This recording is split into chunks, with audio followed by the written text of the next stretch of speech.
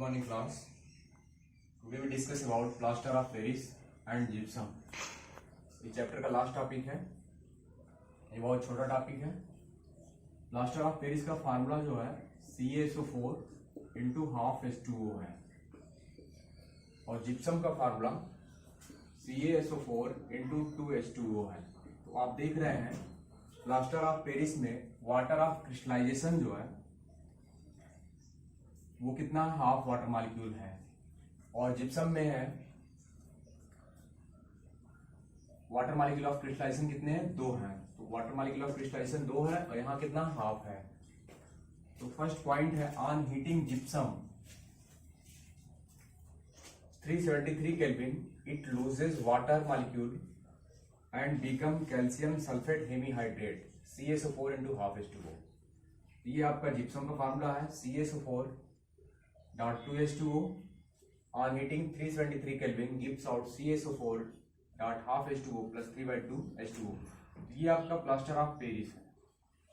Plaster of Paris का सबसे important use क्या होता है? Main use of plaster of Paris is supporting fractured bone in the right position. इसको doctor लोग यूज करते हैं कि आप जब बोन फ्रैक्चर्ड हो जाता है उसको राइट पोजीशन में लाने के लिए POP का यूज किया जाता है। सेकेंड चीज यह है कि आपने जिप्सम से प्लास्टर ऑफ पेरिस बना दिया तो इस प्लास्टर ऑफ पेरिस को आप मॉइस्चर प्रूफ एनवायरनमेंट में रखते हैं, मॉइस्चर प्रूफ कंटेनर में रखा जाता है इसको। Otherwise it react with water and convert into gypsum. तो आप देख सकते हैं ये CaSO4 dot 3 dot half H2O plus यही वाटर मॉलिक्यूल जो रिमूव हो रहा है। ये याद रखिएगा ये मॉइस्चर है और ये आपका क्या है, प्लास्टर ऑफ पेरिस है। तो ये वापस जिप्सम में कन्वर्ट हो जाता है CaSO4 इंटू 2H2O। तो जिप्सम और plaster of Paris important case है, ये कभी कभी आता है तो याद रखिएगा। ये कैल्शियम सल्फेट, इसको अगर वाकई नाम लिखेंगे इसका तो कैल्शियम सल्फेट हेमीहाइड्रेट, हेमीहाइड्रेट। इसका क्या है, calcium sulphate dihydrate, calcium sulphate dihydrate. तो ये लास्ट चैप्टर का, ये मतलब सेकेंड चैप्टर का लास्ट टॉपिक था। ये चैप्टर यहीं समाप्त हुआ। आप लोग इसके एक्सरसाइज के क्वेश्चंस करेंगे। कुछ इंपॉर्टेंट क्वेश्चंस हम यहां करवा दे रहे हैं। Now we discuss NCERT exercise. तो ये आपके जो है some important question of NCERT।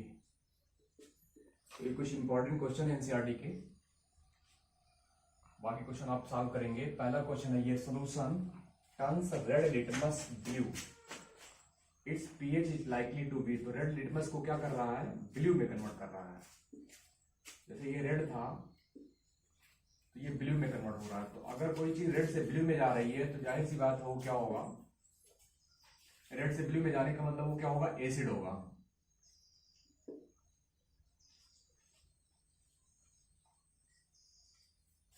एक मिनट, जो हमारा बेस होता है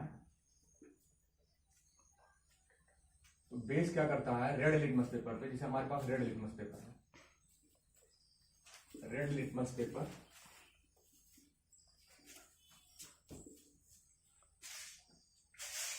तो रेड लिटमस पेपर को जो हमारे पास जो होता है ब्लू में करता है वो बेस होता है, base.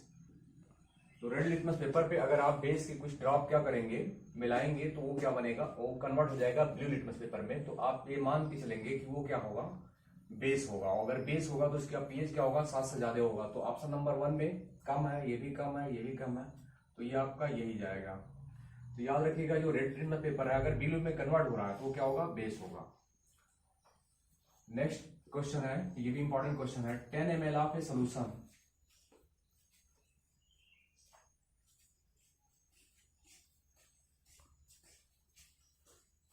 Of a solution of NaOH, NaOH का 10 ml is found to be completely neutralised by 8 ml। ये क्या कर रहा है, 8 ml of a given solution of HCl को न्यूट्रलाइज कर रहा है। 8 ml of HCl, 10 ml NaOH, 8 ml HCl को क्या कर रहा है, न्यूट्रलाइज कर रहा है। If we take 20 ml of the same solution of NaOH, तो अगर इसके 20 ml ले लिए जाए, the amount of HCl solution, the same solution as before, required it will be, तो कितना रिक्वायर्ड होगा। तो आप देख रहे हैं 10 ml 8 ml को क्या कर रहा है, न्यूट्रलाइज कर रहा है। तो 20 ml 16 ml को न्यूट्रलाइज करेगा। तो ऑप्शन नंबर 1 है आपका 4 ml, ये भी नहीं होगा, 8 ml ये भी नहीं होगा, 12 ml ये भी नहीं होगा, 16 ml। तो ये आपका आंसर जाएगा डी आएगा।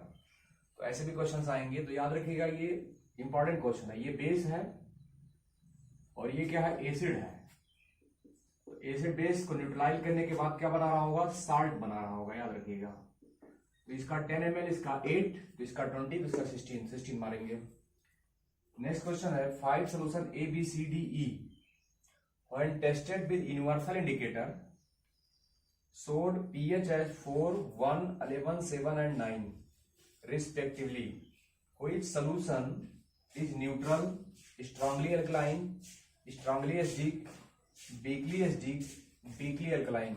तो सबसे पहला क्वेश्चन आपके पास है, या आपके पास 5 सोल्यूशन है और उन सोल्यूशन को आप यूनिवर्सल इंडिकेटर से क्या कर रहे हैं, मेजर कर रहे हैं। तो उसका पीएच ये आ रहा है 4, 4, 1, 11, 7, 9।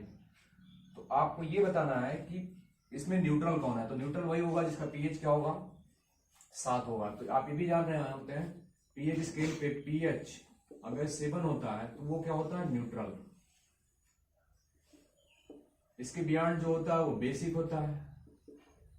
इसके बेलो जो होता है 7 से कम वाले को हम एसिडिक रीजन बोलते हैं। तो 7 यहाँ न्यूट्रल लिखा है, तो पीएच 7, तो 7 यहाँ है। तो ये 7 जो है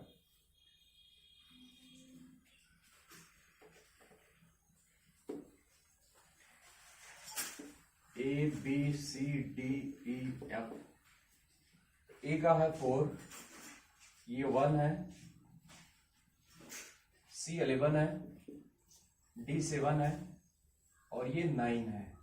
तो इस तरीके से जो आपका एल्कलाइन जा रहा है वो डी जा रहा है, डी पार्ट।